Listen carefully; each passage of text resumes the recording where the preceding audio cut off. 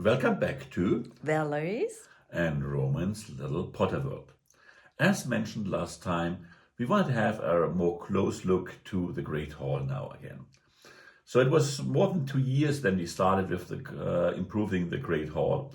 And again, since last time, I did some changes to the Great Hall. As you see when I turn it around the first time, it's a complete building, closed from all sides.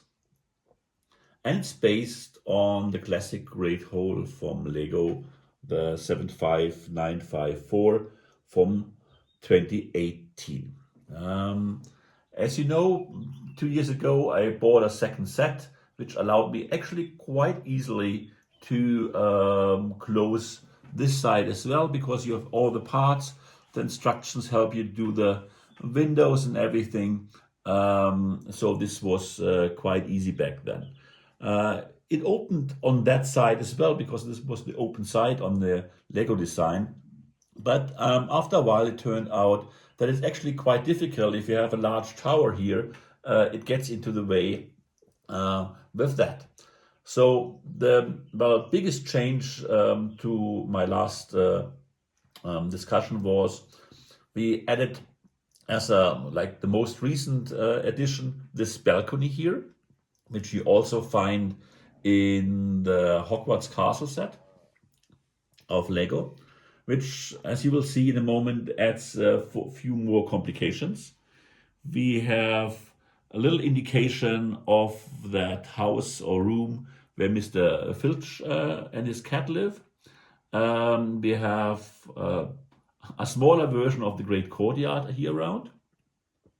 And one thing is not quite obvious in the beginning, but it's quite important for the design, is that I actually added one layer of windows here. So you really make the Great Hall a little bit taller in total, which is actually quite important for the overall looks of the design. Well, if you want to have a minifig scale castle, of course you need a possibility to open it. And with adding the balcony, you add, of course, those lanterns.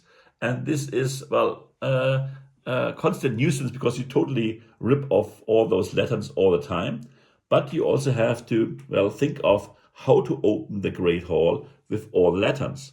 Well, the trick is to attach part of the balcony to the side wall here. And now you can open the Great Hall like that and see all the little details here, added more candles, flying candles, the figures we had in that set here.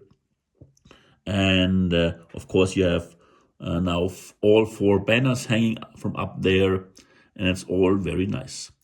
And the second thing you can do is you can open it up here as well and remove this section of the roof.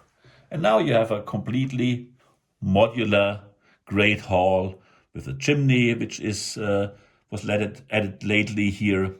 And of course, I took some ideas of other designers, like MicMacPadWac has done Great Hall and the whole Hogwarts castle in that size.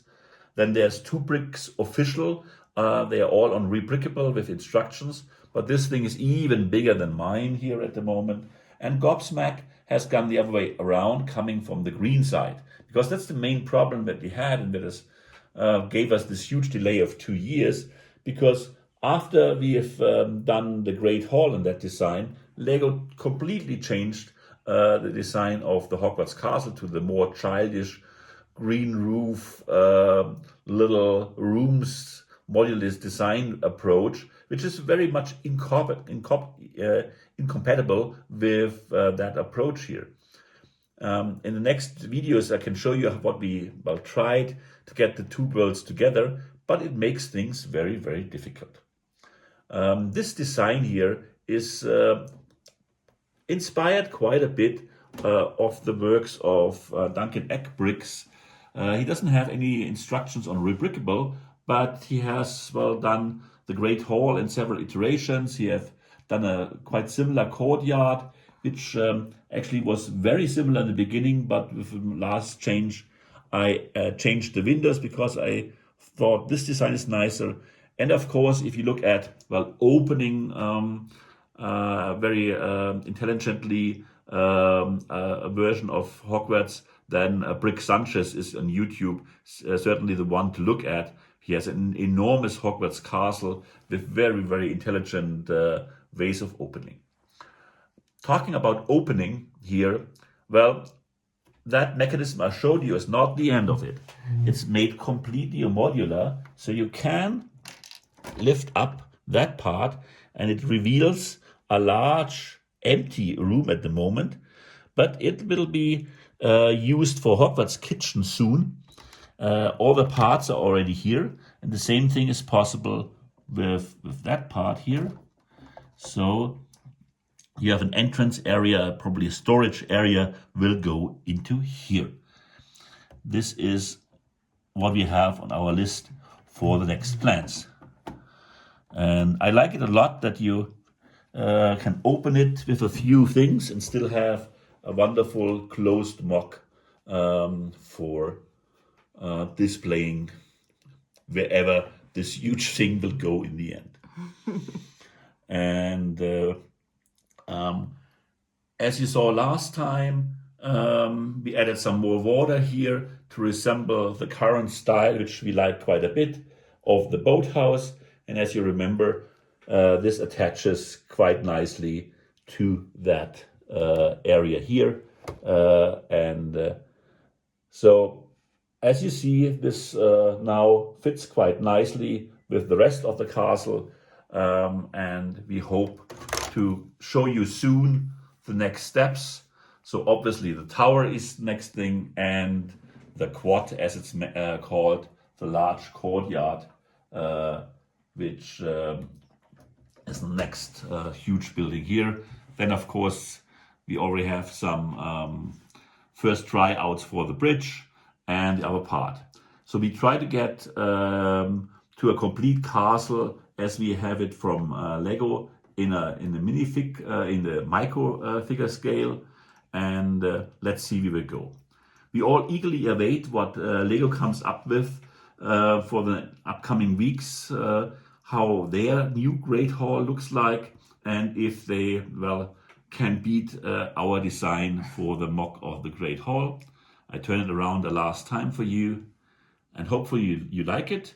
If you have any questions, any suggestions, what to improve, what to look at for me, I'm very happy to interact with you on our channel. So see you next time. Please become our friends here, and let's see what we can come up with the kitchen. See you next time. Bye-bye. Bye-bye.